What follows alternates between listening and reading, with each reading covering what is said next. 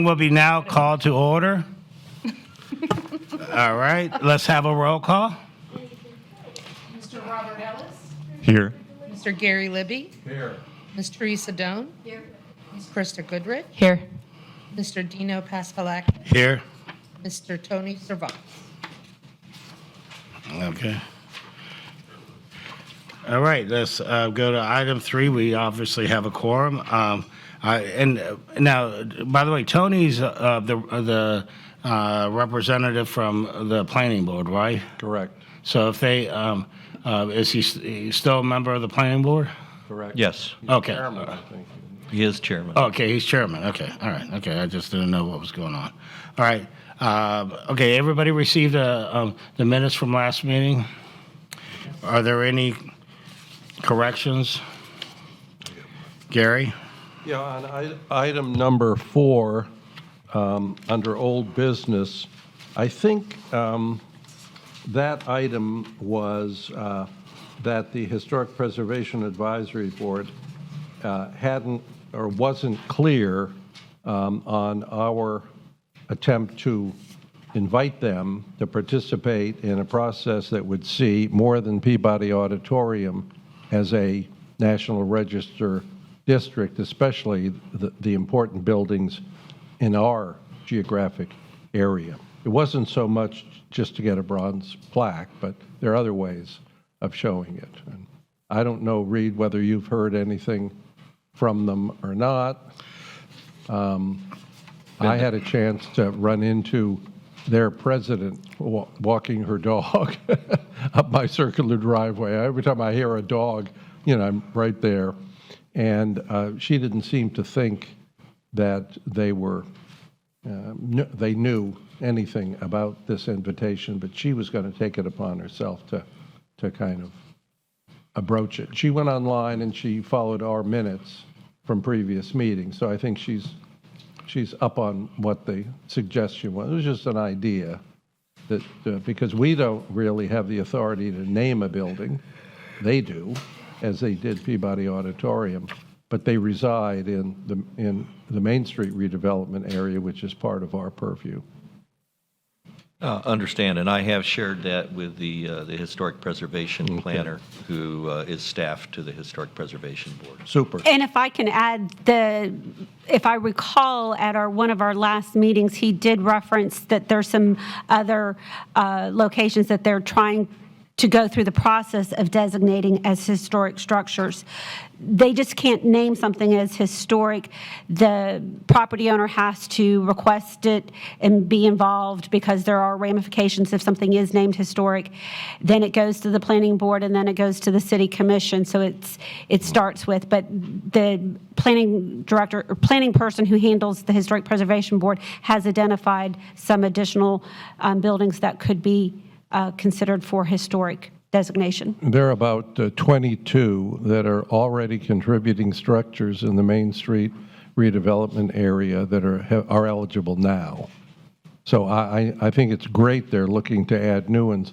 But when they add a new one, really, it has no life and time. Nobody knows it's been designated a historic structure because there's no marker on it. Right. There's no pamphlet. There's nothing. So this attempt was just to let them know that there might be a possibility of the two boards getting together and making some things happen. Modest, very, very low budget kind of thing, but it's visual, values up the individual structures and that whole district. Thank you. That was it. Okay, so are you moving to amend it in any way, or? Yeah, I think the secretary got the nature of what our discussion was. This was a shortened summary anyway. So, in effect, Mr. Libby stated that he did not feel the Historic Preservation Board was aware yet of the invitation to participate with this board on moving forward on some historic designations in the redevelopment area. Okay, is there a second to that amendment? Second. Okay. All in favor of amending it signify by saying aye. Aye. All opposed? Okay, now, is there a motion to approve the amended minutes? Motion to approve. Okay, is there a second? I'll second. Okay, all in favor signify by saying aye. Aye. All opposed? Okay. Before we go on to old business, is there a police report? I'll save you the time of having to wait to the end of the meeting.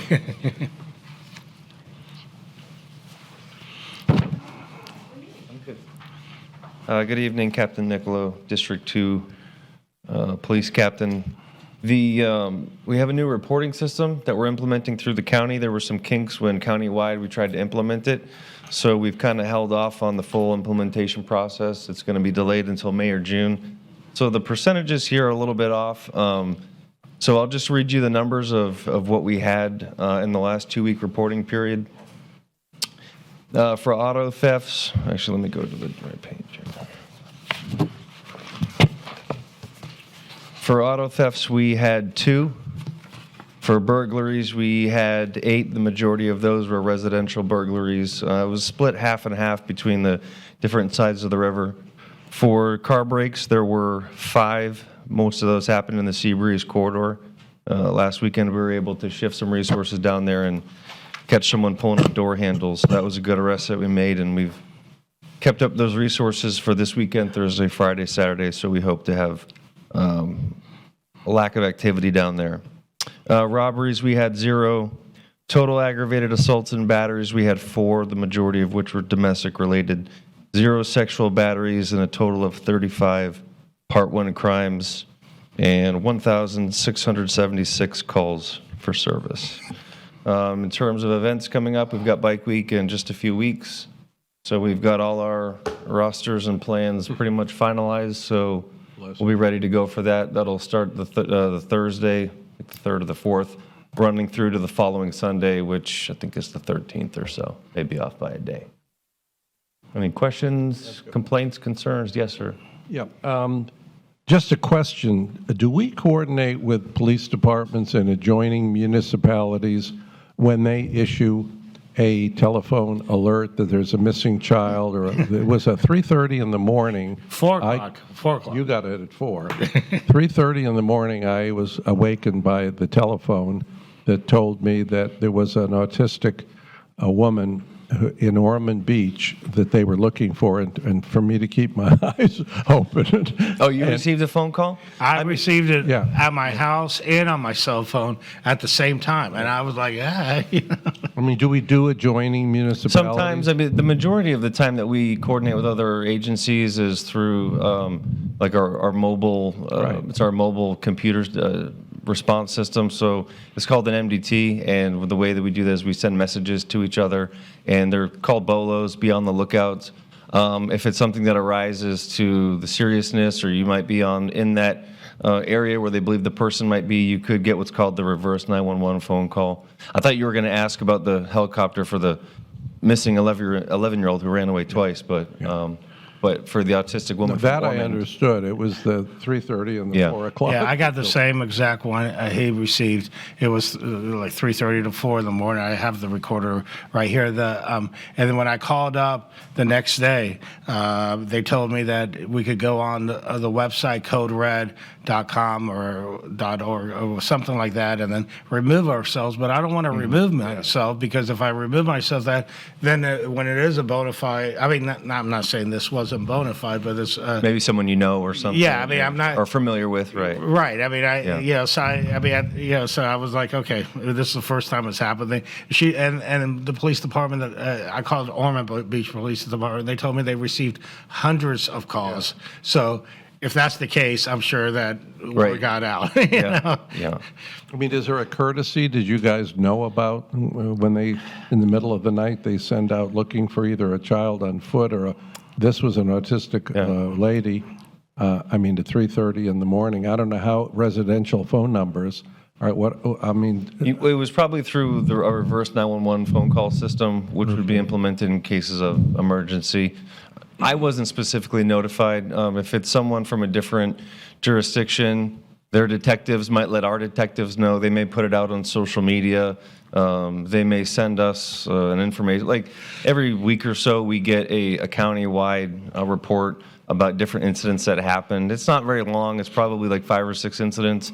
And if it's worthy enough to be in there, we might be notified. So it just kind of depends on the seriousness of the offense. So I have a question. It's somewhat of a information exchange system. So is a question about residential home or about the cell phone? Both for me. So I At guess the same time. my thought would be, and autism's extremely close to me, so I'm sensitive on this one. If I was working at the bar, I would want to get that call because what if she was on Main Street? Sure. So how do you differentiate that? But what if she was there and I could save her?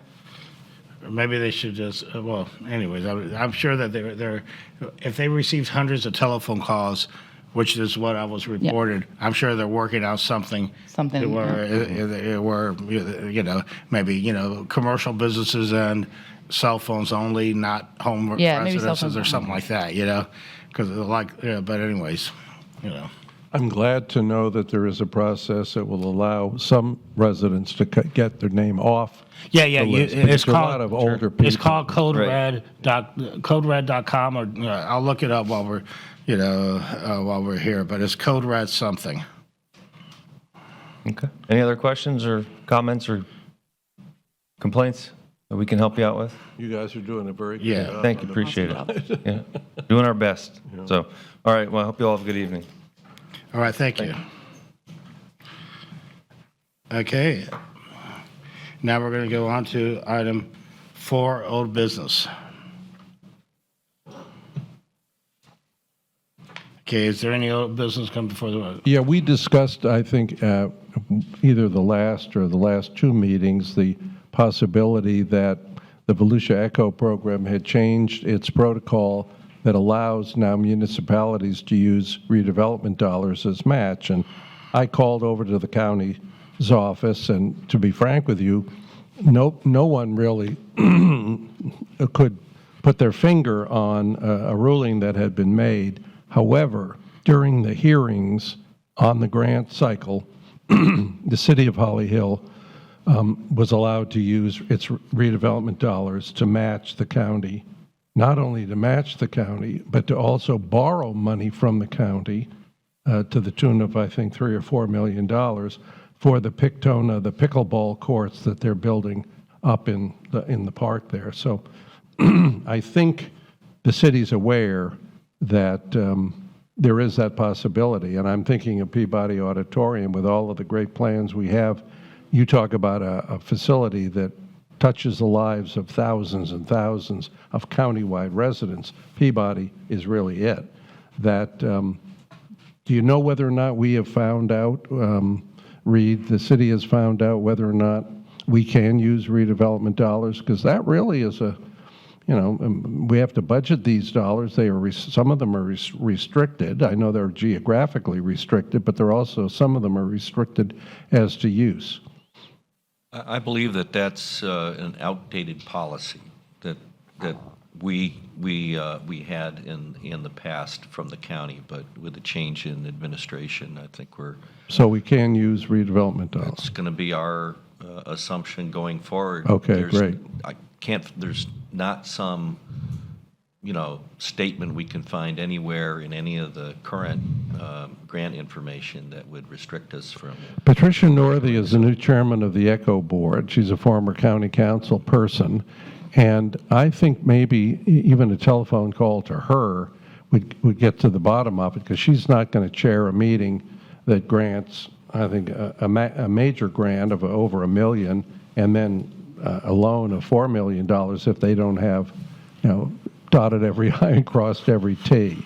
And so I think she's probably would get it done quicker. I don't know if there's a protocol in the city. If you'd prefer, I could give her a call, but. Well, given the nature of grants like that, we have a grants person at the city, and I would think we'd probably do that through the city manager's office. Okay. And to make a decision how to make that inquiry. And you must remember the Pictona Oh, absolutely. example, because I great- think it's a great facility. precedent-setting thing. Yeah. Okay, thank you. Thank you. Okay. Any other old business? Okay. And John, you pointed at me with, are you having a, On that, I was at the county council when they discussed it. I was going to tell you what they decided. okay. Okay, is, any new business? Well, let's start by, what happened at the Midtown Board, Gary? We were about to talk about it, and then we realized that we might be running into sunshine, so we stopped. Could I ask Reed, who is, I think, there, to maybe share with us in general terms what is afoot or what was adopted by the midterm board, and I think the plans to involve other redevelopment boards in at least informationally what happened there, and perhaps practically as well. Did the Midtown Board have to alter the legal documents, the definitions of their mission and things? I guess they will. Well, that remains to be seen. To the extent that we had a conversation last night with the city manager who stepped up early in the meeting to share with the board some of his thoughts, having seen some of the documents from the last year about concerns about what the board could or could not do, what kind of information. They had made some specific requests to the former city manager, and they were sharing their frustrations, and the new city manager, Mr. Fiacher, has stepped in and offered to make some clarification of what we could do as staff to assist the board with information that they were looking for. Now, in terms of being real specific right now, Right. the city manager has stated that he will come to this board, the downtown board, and also share with you that information. I think it's best coming from him to get down to any of the detail, but we're all welcome to look at the last night's meeting, which is on tape and on the agenda, so you can see that and listen for yourself as to the exchange between the city manager and the board. Thank you. Thanks, Reed. You're welcome. Okay, so, I have another item. okay. Any other new business? Yeah, the only other thing is, given that information, is there some way for this board to be familiar with the income in especially the Main Street redevelopment area, because it's the only one that is head above water out of the two that we're involved in, as to any funds that are collected but yet not spent or designated, and whether or not there are any conditions on those funds. I know under new business, I was going to also raise a question about whether or not the city is moving forward on the purchase of a major piece of property on Main Street, because it's all over town. It's in the front page of the newspaper, and I mean, it's a major thing, and it's right it's a very important purchase. Okay. So those are the two sort of connected things. One would be the budget. How much are we running in excess collecting, and is that money in a fund? Is it designated somewhere? Is it, how do we audit it, I guess, is the question. Okay, I'll kind of recap all of that. I'm going to in the staff report. I'm going to touch on that subject, which is very timely, given that we talked about it last Wednesday with the commission. The only other item is we have 5 people, and I know that we're supposed to elect officers in the first month of the year in January. And what's the staff's pleasure on our moving forward on that? I know that we're shy, 2 appointments? At least one. We have unfilled. 2 vacancies right now. Not to, because Mr. Servants does not vote. No, Yeah. we're talking about two So board we members. have two. Yes. So what's the pleasure, what's the pleasure of the staff? How would you like us to move forward? I Well, mean, we definitely are having a meeting next month, so if you want to put election of officers on the agenda for next month, that's okay. Yeah, we expect, we will have for sure a meeting next month. So Okay. we can commit to that and we can put it on there. And it's also the desire of the city to get those appointments completed and with the city commission. So that's what we're targeting okay. as well before we get into the next meeting. From my service on several boards with the city, I think members continue to serve until they're replaced. Is that correct? That was sort of the standard. It is. Yeah, the standard policy. Okay. And I support that too. I think that's the way to go here. Is there anything that we can do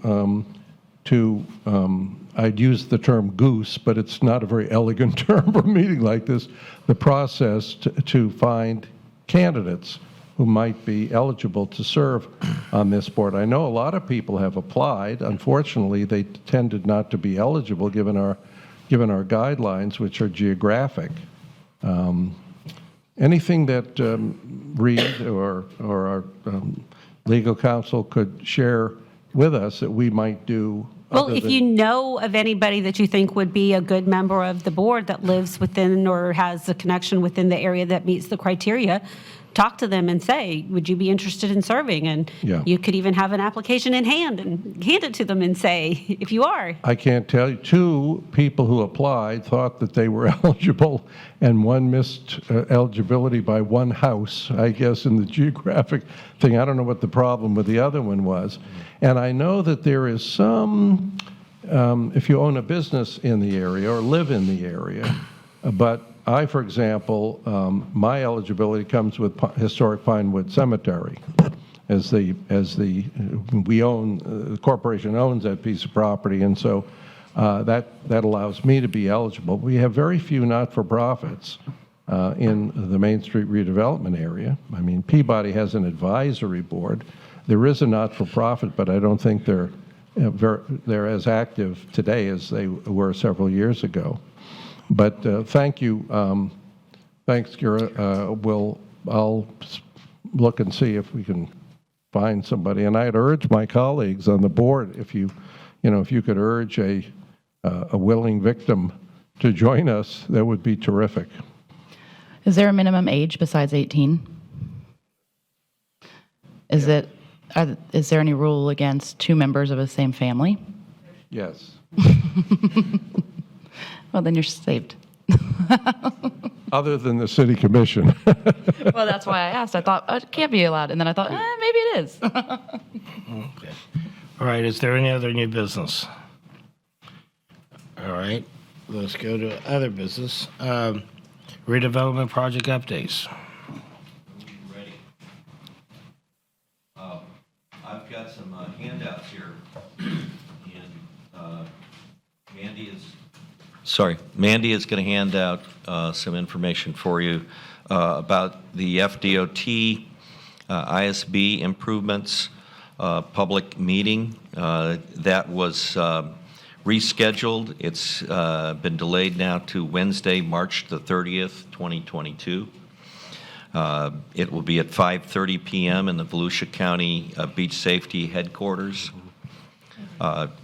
It's been a lot of work. You've probably seen some of the people out there surveying, and so there will be some information you can get, and what we're passing out now gives you some access to the what is the website, the information, how you get to the Department of Transportation's information.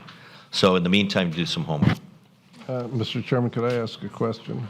Reed, would this affect our budget? I mean, I think from years ago when we met with South Atlantic to talk about what we might do with International Speedway Boulevard, because each redevelopment board is eligible up to the center line, I guess, of the highway. The South Atlantic is farther south, and we are to the north side.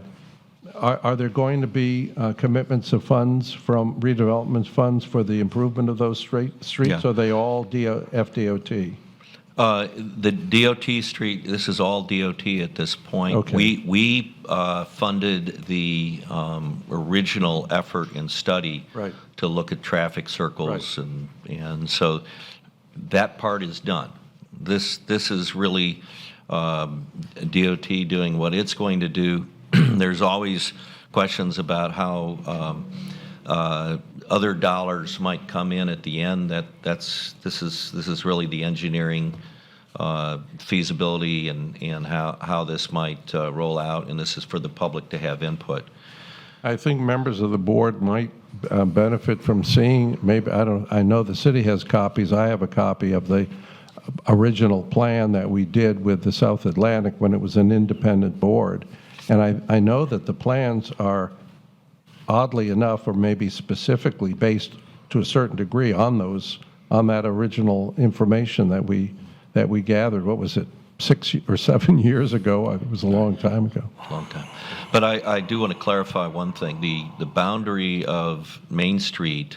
Not Main Street. But the Main Street legal boundary actually extends to across the entire Okay. ISB corridor. So it picks up the property line, and then South Atlantic's legal description just happens to go to the center line and overlap Okay. the Main Street. So the Main Street Fund can pay for improvements if we had to in the right of way. And I'm sure, Reed, that there has been some care and effort given to the sidewalks that run on both north and south of the redone street, and that they are minimally penetrated by driveways because of the design, the center design of the road, but also the heavy pedestrian traffic on that street on both sides.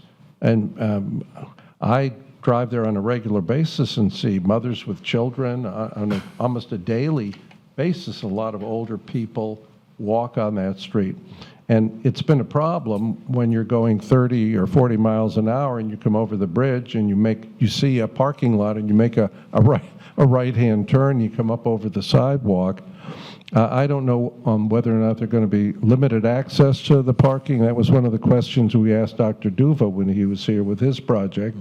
I think he's been allowed to keep the cuts that are there now, that were there now, because his plans for the gateway property is parking.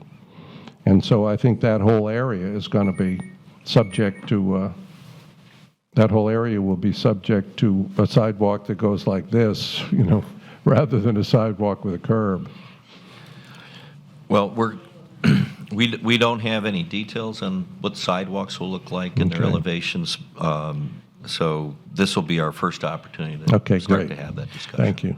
By the way, Reed, I emailed you. I don't have Gary's email, but I emailed you that code red registration or opting out thing if you want to forward it to Gary if he wants to see it. Okay. Is there any other new business? Okay. I do have one, or actually two items.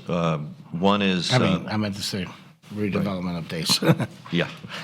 Is that okay? Let's proceed? Yeah, go ahead. Okay.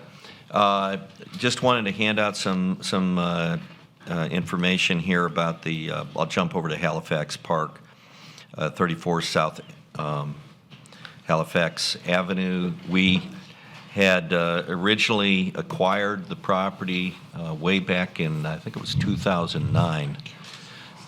And about the only thing that's happened out there is the city's put through a major utility and provided some access that was beneficial to the beachside, but the idea of putting a park there, again through the ECHO at the time, it didn't pan out. The question is, can and for other grant resources to move forward. So in answer to the question of what are some of the priorities in our Main Street plan, the E-zone master plan, which shows some of those areas. The E-zone plan, I want to emphasize, that plan is adopted and the policies are in the amendment that we did for the Main Street redevelopment plan. Right, right. Thank you. So it's important, and it's always helpful to you if you want to go online, because the E-zone master plan is a very significant, thick document that Yeah. we just don't print out again. But it's all online under the redevelopment section of the city's website. I am very pleased to see this park resurrected here, even just for consideration, because I was in the audience when the city commission hotly debated the purchase of this piece of property, only to find out a year later we really needed access from the mainland over to run a new water line to the beach. So the Lord works in very mysterious ways, and I think he's at work right now, and I think it has such enormous potential. Especially, it's going to be right across the river from the C.C. and Hyatt Brown Esplanade, which is going to be a highly gentrified, city park down there. And there are all kinds of wonderful possibilities, I think, that make it a very attractive proposal for ECHO, right exactly in the dead center of what ECHO is looking for. So I salute that move completely. And that is, the city manager has an interest in parks and parks that have access to the river, and so he's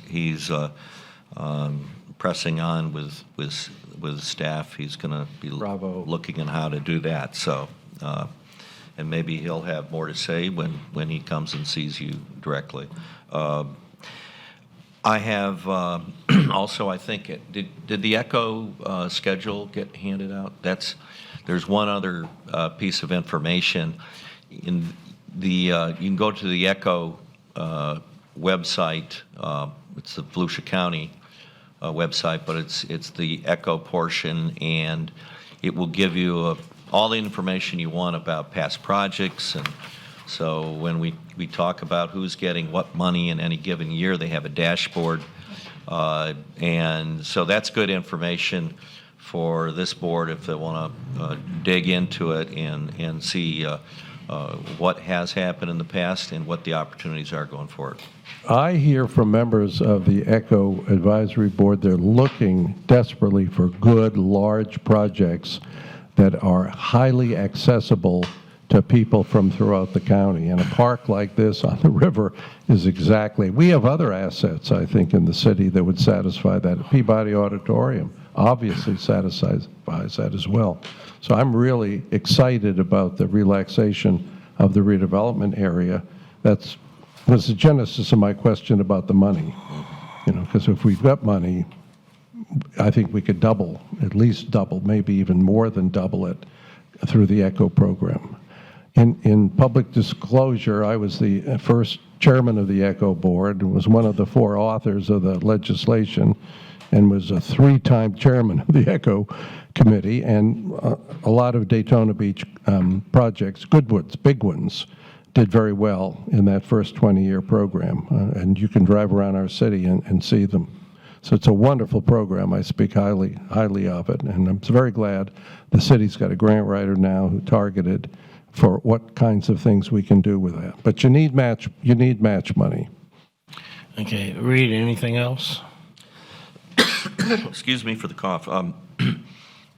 Just that we do have, so if you want to learn more about the money and where the source of money may be in the future for buying the 777 Main Street, the Corbin building, that proposed purchase that was pulled off of last week's commission meeting will go to a workshop. That workshop is now scheduled for March the 2nd at 5. Again? Yeah. You're kidding. You just got something new? Okay. Tell me. It's going to be February 23rd There you at go. 5 o'clock is going to be a workshop. That's- the Corbin purchase. Is and it coming before this board after that? No, it won't come before this board. Oh, I thought you said that, what's the item that's coming before this board next month? Reed? The item before the board next month, that's, I can't say because there's an application Oh, okay, in so the process. application, okay, all right. Uh, Okay. Something's coming before that, because you Right. told me Yes, that sir. we had an item. Right, we're just We waiting have for a them for sure to meeting next month. turn in the Now, information. if there's any kind of redevelopment and development permits as a result of the purchase, that would come before the board, but the actual purchase is going before the City Redevelopment Agency and the City Commission. Okay. And why is that? I mean, this is the Beachside Redevelopment Board. Why would such a major use of redevelopment dollars, an important use of dollars, I don't know. not even for information purposes, come to this board? Is it going to come retroactively after the fact? You know, I will report those items that come before the city commission or the CRA, that this board does not currently have a review process in the land development code that says you can, That it has to? that we bring it to this board. There's not a formal process to do so. Yeah. And the funding source, I believe, is not going to be actually the redevelopment area funds. There was a refinancing of some bonds that resulted in basically taking some equity out of it that could possibly be used to fund the purchase. But aren't the bonds funded with redevelopment dollars? I'm not positive They on are. that. They Okay. are. So, I mean, you can bite the tail of the dog Yeah, and let- run let in a me- circle all you want, but I mean, Right. the bonds on the beach side there are all funded, the interest on them and part of the principal with redevelopment dollars. Yeah, That's what it's for. The question is what dollars What dollars? are Yeah. going to be used, whether it's Yes. part of the financing dollars, it's a loan, it's treated similar to a bond, and that comes with restrictions. So when you read the fine print, these large documents, you will find that you have a few more obstacles or hurdles to overcome than you do for just tapping into CRA money, which you can read that right in the state statute. And that's What we- because we still have, 4 years left on the Hilton? On the actual payout on the Hilton is at least 4 years, might be even more. Yeah, and it's, again, not a connection to that. This was a refinancing that had been done so that each time you refinance, then you're dealing with certain restrictions. The documents can be changed, and so I can't tell you everything that's in there, Yeah. but only say that it's something that has to be considered before you start tapping that money, and we found a few interesting challenges. The in fine there. print, yeah, the fine Yeah, print so is very important. so we may be looking back to the CRA dollars, which are land acquisition, Right. capital projects. So that's And- we'll know and more. I think that's the question is, because they are land acquisition capital projects, why they wouldn't come before this board. Because It's just a puzzlement, that's all. yeah, it's just not a part of this board's powers. The CRA, the city commission could specifically provide those powers. The city manager next month can, at least we're hoping he'll be able to come here next month, and at that time, he can share with you what he shared with the Midtown Board and some of the things that he thinks he can provide as things that staff can do, and he'll clarify if there's questions like this where the City Commission, the Community Redevelopment Agency, some of these actions are in their purview, related to a budget and approval of the expenditures. Okay. So I guess we're now completed with the redevelopment update? Yes, Okay. complete. Public comments. Do I have anybody that wants to speak? Oh, do we have any forms out there? Yeah. Okay. Well, I guess I'll take John Nicholson. Oh, okay. I'll do it in order. Ann Ruby? Oh, yeah, Sandy Murphy? Okay. Good evening, Sandy Murphy, 136 Park Avenue. There are a couple of things that I want to talk about tonight. First, this summary of Beachside redevelopment area public works projects. It's not clear what, if any, CRA funds are going into these, and I think that would be good information to have, especially since so many of them seem to be deferred maintenance items. In general, I do not understand why this board has yet to receive good information on the CRA income, the CRA budget, the CRA expenditures. In my mind, if I were on this board, that would be the first most important thing that I would want to know, is what resources are available to do what it is we are trying to do in this CRA, to engage redevelopment and push it forward. Why isn't there a good explanation, again, of the CRA bond refinancing? I'm sorry, Reed, but that was gobbledygook. You know, there are ways that could clearly be explained that would let this board know exactly what the limitations are so that they can speak more to any issues that they might have with it. And finally, I think that if I were on this board, I would be asking the city manager when he comes if we could have a courtesy review of any major purchase items that were going on inside the CRA, the things that the city was buying that would affect the redevelopment of that area. Thank you. Okay. Ann Ruby? Ann Ruby, 137 Park Avenue. First of all, South Atlantic is in the black. It used to be always in the red, and it was sad, but it's getting better. So it's not just Main Street dollars that you're in charge of. I want to kind of go on with what Sandy was saying. I'm urging you all to please watch the Midtown Redevelopment Board meeting from last night. The manager at Reed didn't want to go into what he offered them or said he was going to do, but I'm going to tell you my version of it. He said they would be allowed to do a quarterly presentation in front of the City Commission on their board and what they wanted and what progress they'd made. Budget review by July, you would get a copy of the proposed budget and capital improvement projects for the next year, so that by August you could respond to the city manager with your thoughts, the board's thoughts. And then there was also a section on if there's going to be projects, and it's not going to slow down the project, cost too much money, that is a courtesy it would be brought before the board. And I think that the purchase of the Corbin building, I'm not against this. I'm very excited about this prospect.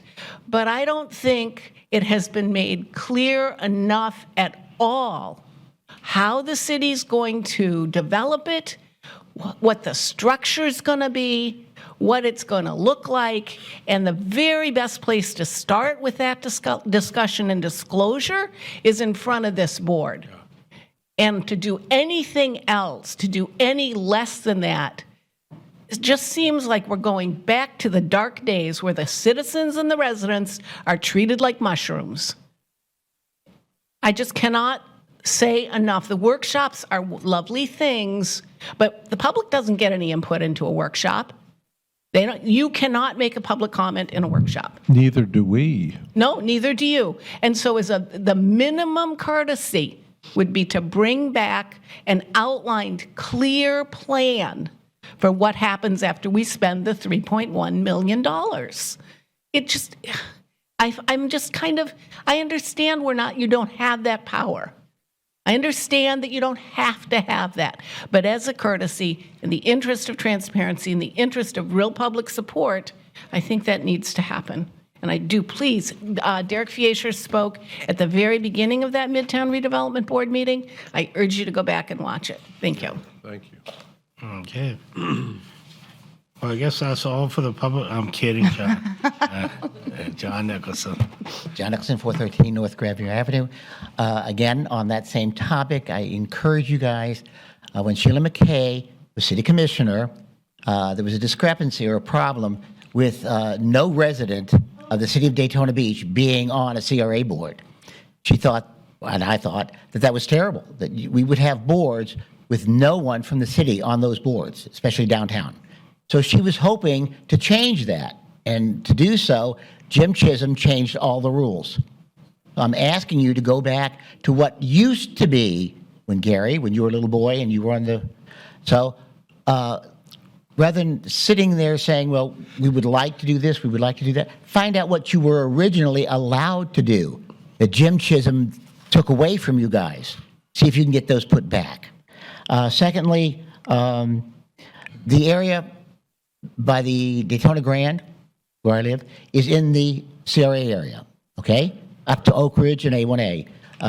There are several things that we could do to improve that area. Hopefully, if we get the 5 4-star hotels, 2 of which will be in the CRA area.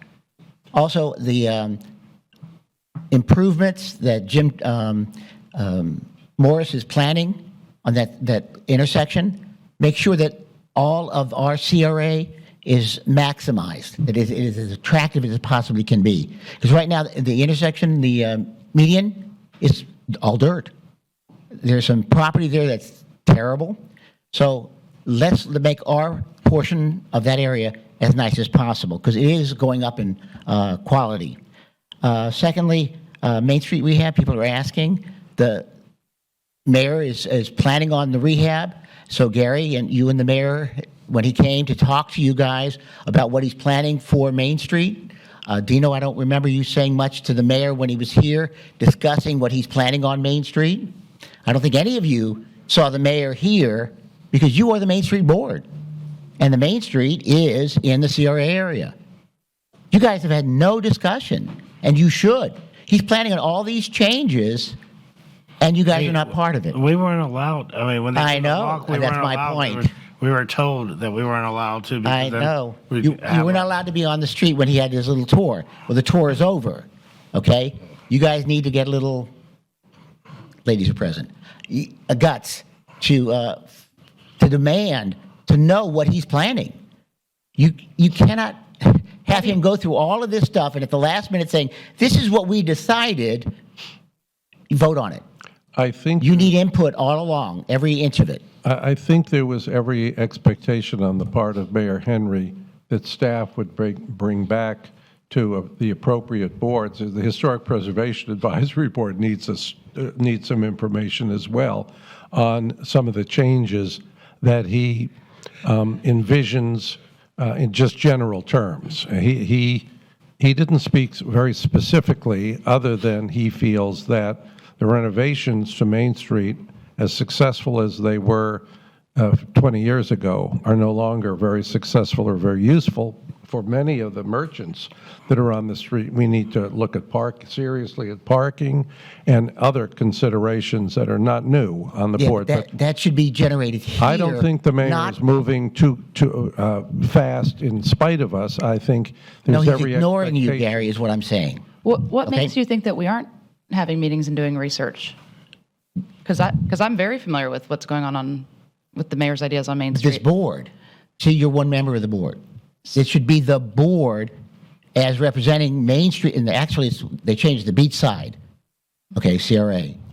But this is one part of it, and it's a major part of it, and I'm not hearing the feedback from you guys in public that you should be having. In other words, you've been neutered, and I Well- want more, Well, I agree with you that not being able to participate in the fact-finding and in the question and answering was silly, and that there should have been some process that would have allowed us, who are major stewards of this area, Thank to you. participate as ideas are shaped and formed, rather than have them shaped and formed and then brought to us in a confrontational way. I think there was I still don't think we would be violating sunshine. I've asked 3 lawyers who deal with the state on a regular basis, and they said there's no violation of sunshine. You could have attended. There would have been no way anyone could have kept you out of it. You shouldn't say very much, but you certainly could listen.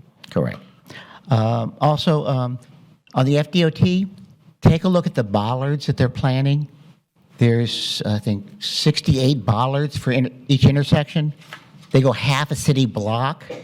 So the bollards, like on Main Street, will start at the corner of, what is it? I want to say Coates, and wrap around all the way to the end of the building that's on that corner. Also, Danny's, the Cruising Cafe, it starts at Coates, wraps around to the end of his building where there is a driveway for the tattoo shop. Those are way too long. And these things are ugly, and they impede traffic. Those sidewalks are not that wide. So it's going to really look bad. So I'm asking you to take a look at the bollards, especially at every single intersection. It is way too much. I understand the safety, but I've been here 40 years, and nobody has been struck on any of our sidewalks. So to have these bollards, literally several hundred of them on A1A, is just way too many. Also, gateway parking, they've redone it. The old entrances are now solid. So there's going to have parking, especially on Halifax, and on A1A, you can already see the sidewalks are already in. ISB and A1A for the DOT, they want to add new lanes. We own the properties on the southwest and northwest corners. I'm asking you to consider having a cut-through. So instead of having people come up to the traffic light, stopping, waiting, looking, and holding everybody up, and then making the right-hand turn, to have the cut-through. So in other words, it would be diagonal. So you'll pull 10 to 15 cars off of ISB onto this diagonal and make it easier to turn onto A1A South. Or if you're coming down from Main Street and you want to go ISB, you'll do the cut through, and you'll have 10 or 15 cars off of A1A on that cut through and make it a lot easier because they can see what's down. When you're at a normal intersection, you can't see the traffic coming and you don't know whether they're going to turn or not. It makes it a lot easier to do that. I've seen it in other cities. Halifax and Peninsula, if you look at the way FDOT is doing, I don't know if you've ever been caught in that Halifax. If you want to go down Peninsula, you'll sit at the light, you'll make your left onto ISB, and then you sit in traffic because you may or may not make the light at Peninsula. So you'll have to wait again to make that right. And it doesn't make sense of going through all of this and having it all screwed up. So I'm asking you to consider, we own the property right across that goes to, it's a vacant lot now. So if we can go right from that light to Peninsula without having to go through the L-shaped crossway thing, if those people can literally go right through and make a right on to Peninsula and head south, it avoids ISB for them and stops that little jog thing that will cause problems, especially during our tourist season when it's really crowded already and they're backed up at the light. The light will turn green and you can't even get into the ISB because they're already sitting there. So you're in the middle of traffic, the very first car, the second, third, and fourth car will have to wait for the next light or the light after that. So it's really not really thought out well for the future. The pier, there was a time when Deneen, the old county manager, wanted to have a boardwalk from Main Street all the way to ISB. County manager. County manager. And he was voted down, okay? The money was there. Kelly, who was the county council chairman, offered the city of Daytona Beach that $12 million for a new pier. Jim Chisholm turned it down. The ECHO funds right now are massive. They're trying to get rid of them because they're building up. So they raised $6 million, they spent $3 million, there's $3 million sitting around. You're going to have another There's go-round. 18 million sitting in the trust fund. Yep. So there's a lot of money there. So I'm asking you to consider asking for the pier, asking for the boardwalk. The gentleman from Hard Rock and Plaza, they would like a boardwalk to go all the way to University. All those nice new hotels, very expensive hotels, would be nice to have the boardwalk. This ECHO funds could fund that.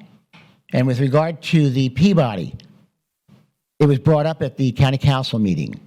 The problem that they had, and then they went and tabled it, researched it, came back, the city didn't pre-ask for the funds, so they turned them down. So what happened with the other funding that they did, you have to ask if we can use the CRA funds. Their department says yes, then you can use them. So George then, Reckenwald, says that's the only problem. So if the city of Daytona Beach wants to come back with something for Peabody, for the super grants, I think they're $2.5 million at this point, all we have to do is say, we'd like to use CRA funds, and then we can use them. That's what the county has determined. All right? So I'm asking you, please look at the way things were run prior to Sheila McKay and gain those rights back. Thank you. All right. And by the way, when I visited a couple years ago Myrtle Beach, I saw that idea of the little boardwalks that run parallel to the properties, and it was pretty nice. You know, I mean, it's not like a huge boardwalk; it's a sidewalk made of wood that just extends down with little outlets, so people could actually walk up and down. You know. Mr. Chairman, one of the problems with Mr. Deneen's plan was that property is privately owned to the seawall, and the state already told Mr. Deneen they were not going to grant him permission to go onto the dune and bulldoze the dune against the seawall and put in any sort of a structure. There would be almost impossible to protect in any kind of hurricane situation. So the boardwalk that Mr. Deneen had planned was an excuse to take the overage each year from the millage. The proper thing would be not to charge the 0.2 of a mil on every property owner in Volusia County for a couple of years. It raises about $6 million, and it's ridiculous to continue to raise that and to develop this huge fund unless it's for a specific purpose, and that's never been brought to the public. The ECHO is not required to charge everyone 0.2 of a mil every year. It's an option on the part of the county council when they establish their budget. Last year, I wrote a number of letters suggesting that it might be time to give the citizens a break for 0.2 of a mil. Might not seem a lot of money, but it's $6 million a year that we could either use better or allow people to use themselves to use it better. But the boardwalk idea was impossible to do. The state already told the county, we're not going to let you pave or put pilings into the beach. So I wouldn't use it as an ECHO grant. I think you're not going to get very far with it, John. And I wouldn't suggest the city tries it either. Thank you. All right. Okay, that ends public discussion. Board comments, Teresa? What's the date of the March meeting? What's the second read? It should be the 9th again, yes. The 9th? Yes. Okay. Well, if I show up in glitter again, we all know why. Okay, Robert? I don't have any comments tonight. Okay, Gary? All right, I'm Wait, what about me?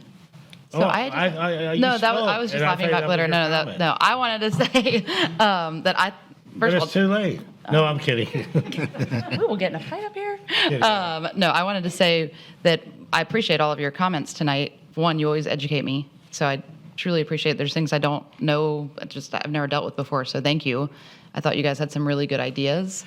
I certainly would like to see the CRA budget and understand it better and understand, right now my understanding is that we have no say, really, like it's just, we look at it and that's great, but we don't have any say. So I'd like to explore how we have more of a say, and what we're doing up here is valuable use of our time and the city's time. So I thought you guys had a lot of very good comments, and that's all I wanted to say. All right. All right, and the other thing I have to say is we got the list of bands for the Friends of the Band show. We're excited for another year coming up, and with that, the only change that we're going to do this year compared to last year, we're as far no, I'm not talking about the bands, but we're going to honor the veterans the second Saturday, June the 4th, because we don't want to take any chances on the first the Saturday of Memorial Weekend, because we had a bunch of issues with the veterans trying to cross the bridges, and the bridges were jammed and this and that, and and we have some older veterans that are going to be honored, and that was and also Memorial Weekend. A lot of times we're dealing with the parking garage being filled with a lot of the graduates and stuff like that. So we're just going to be so much better off doing it June the 4th. There's no rule that we have to do the Saturday before Memorial Weekend. We could do it the Saturday after Memorial Weekend, and the veterans are happy with that, and so that's what we're going to do. All right, and with that, I'm going to adjourn. Bye-bye.